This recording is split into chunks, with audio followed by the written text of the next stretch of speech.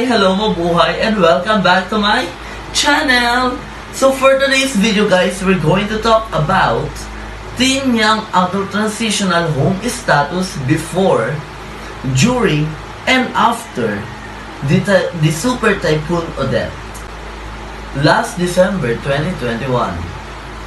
Before Typhoon Rai called Odette in the Philippines made its landfall in Cebu City, preparations such as cutting the big branches of trees, safety peeling them in the front yard were already made to minimize the risk and hazard in the facility. The residents and house parents prepared the plastic drums to store water, secure the appliances and furniture in the living room, and ensure the safety of teen young adult transitional home for the upcoming typhoon. On December 16, 2021, Typhoon Odette made landfall in Cebu City. The staff and residents evacuated for safety and emergency purposes. As the wind rose and the typhoon became stronger, the residents felt scared and nervous, as it was the strongest typhoon they have experienced so far. Nonetheless, everyone was calmly praying and reminding one another of the presence and goodness of God despite the calamity. By 11 o'clock p.m., the typhoon had already slightly weakened.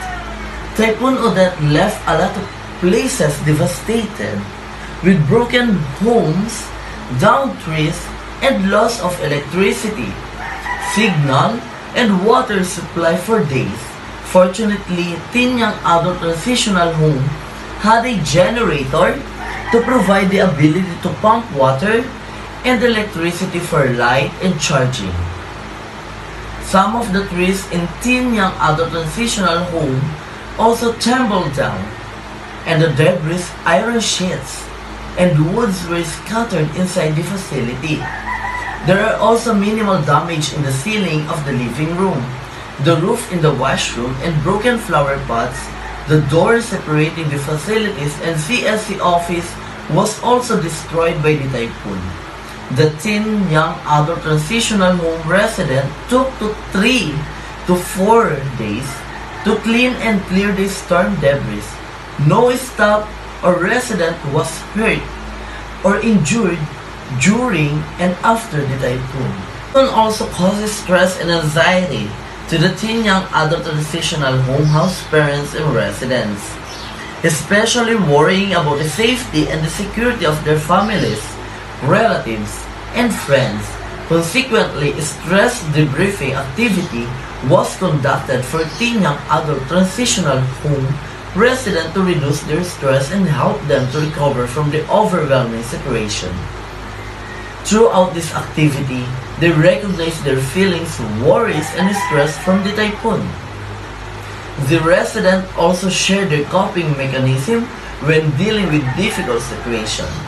Some of the coping strategies mentioned were reading the Bible, making arts and fictional stories, meditation, watching television, listening to radio and music, cleaning, planting, and more further.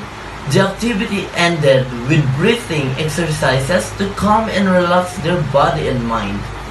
Currently, the teen young adult transitional home and the residents are now back to their normal daily activities. It seems that there is just one crisis after one another, and we have heard of the desire of the residents to be finally free or unstuck. In the midst of recovery from the typhoon and COVID-19 pandemic, the Teen Young Adult Transitional Home Program continues to look forward to help its residents take a step to build their future. So that's all for today's video. I hope you like this video and I hope you learned something on what are the things that you need to do before, during, and after the typhoon landed in our country. That's all for today. Thank you for watching.